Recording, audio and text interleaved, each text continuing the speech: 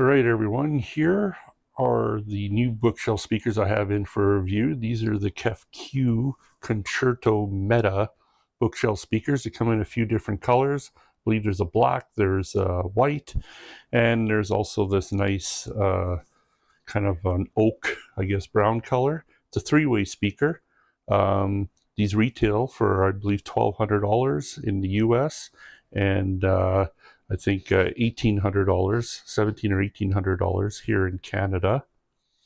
We'll be doing a review on this, comparing it to a few different speakers that I've done reviews on around the same price category. I've used them with a few different amplifiers that I have. Of course, my Unico Primo is my reference amplifier. And yeah, let's get on with the review.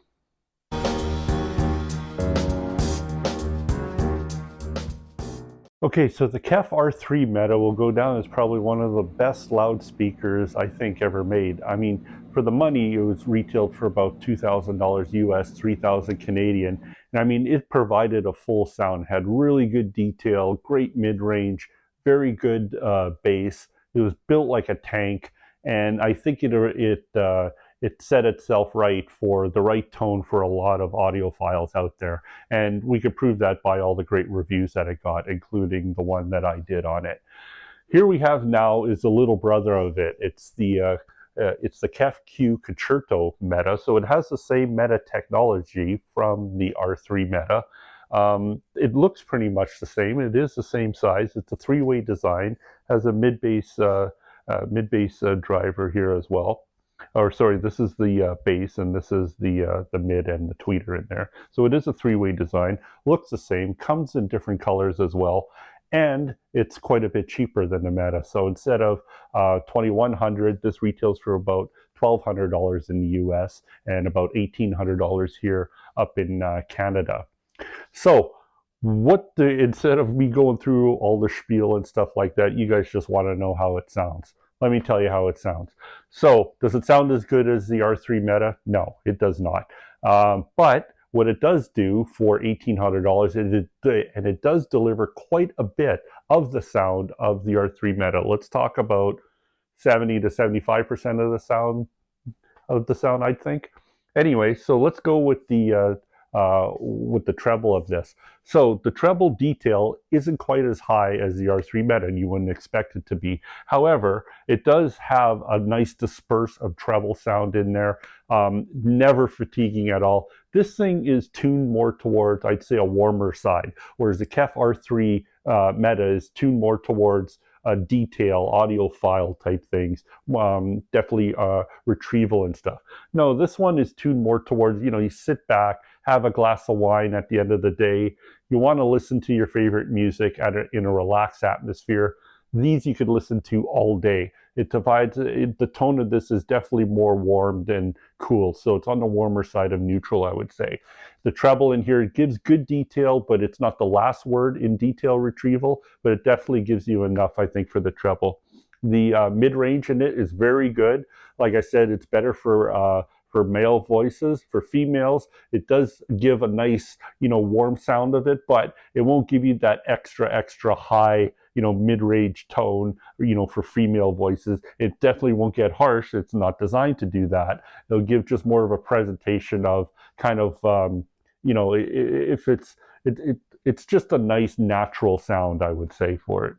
The bass on it is the biggest talking point, I think, for myself. If you do love bass and you want to get close to a full range sounds, but you don't want to get a tower, I think these ones are really good. It delivers, and I think a very good amount of bass. The bass is deep. It punches hard. It's not that quick, and it's not that detailed, I would say. The R3 Meta definitely does a better job of that, but this digs deeper than the R3 Meta for sure in bass.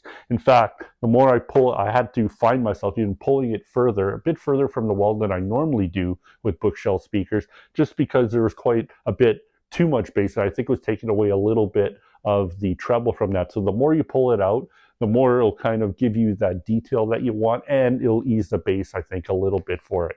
So that's kind of wraps up the overall sound of this speaker. Let me give it a couple of comparisons here. Okay, so I already compared this to kind of the R3 Meta, which is kind of unfair because I mean it is quite a bit more money, probably like 40%, 30% more money, and of course it's not meant to give quite that feel. Let me compare it to let's say the Audio Classic 3 that I did a couple of years ago, and that speaker retails for about $2,000, $2,500 Canadian. So this one's 1,800. So yeah, it's about a few $100s off, but still, it's pretty close. That's a much smaller bookshelf speaker. It's only a two-way design, but that one is made in Germany, Audio Physic, and so that one to me was a very good speaker. One of my favorite bookshelf speakers, actually. The detail on it was very good, a little bit better than this. So I think that one, if this one leads a little bit more warm in tonal presentation, the Audio Physic I think was more of a neutral speaker, with still a very strong sense of bass. Actually, the bass really surprised me out of that speaker, what it did for being such a small speaker. Isn't quite as deep as this one, but definitely quicker and more detailed than the Concerto Meta here. But the Audio Physic was kind of more of a neutral sound speaker, where this one is definitely slightly more warmer, a little bit less detail in the treble, but overall a very nice presentation for both of them. Just kind of what suits you better. If you want kind of a more neutral speaker with a little bit more detail, the Audio Physic is probably the better option, and it's made in Germany. This one here is very well built as well, but it's more of a warmish type speaker. So if you like, stronger bass and very good deep mid range with a little bit that's a little bit warmer, and you want to listen to it for long listening sessions. Sorry, this is the speaker that I would choose over that one. The other one that I can compare it to is the Triangle 40th anniversary. Now that one is a very beautiful speaker. I mean, it has gloss finish on it. The tweeter on it is definitely a lot more detailed than this one. So again, if the Audio Physic was more neutral, this one's more warmish. The Triangle 40th, I think, leaned a bit more neutral, but probably a little bit cooler, because that tweeter can get a little bit hot, depends how you place it in there. So definitely the detail on that was a lot more than this one.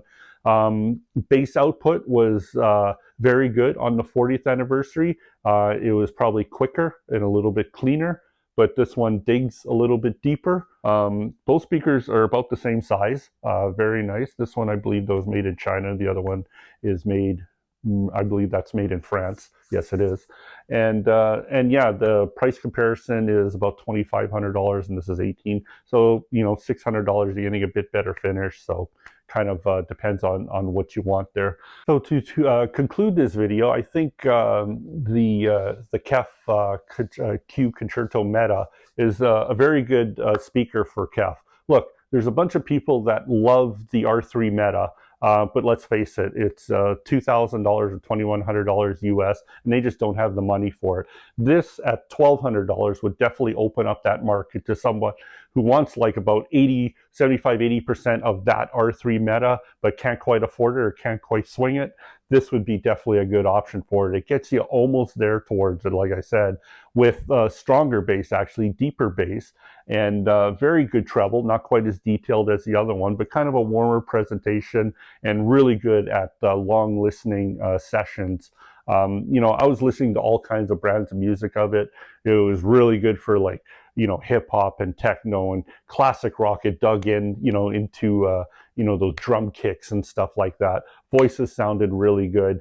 And the amplifier that I used for it was my reference Unico Primo hybrid amp, which worked perfectly for it. I also used my Iota VX power amplifier with a topping preamp, which had good results as well. These are very easy to drive. I wouldn't say they're low volume champions. They do need a bit of volume to really get these things to wake up and kick in, but it's not too bad. It's not like you need to really crank it up.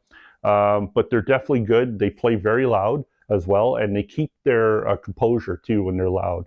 I didn't really notice anything falling apart. And I was up to like 85, 90 dB, and it was still playing fantastic up until there.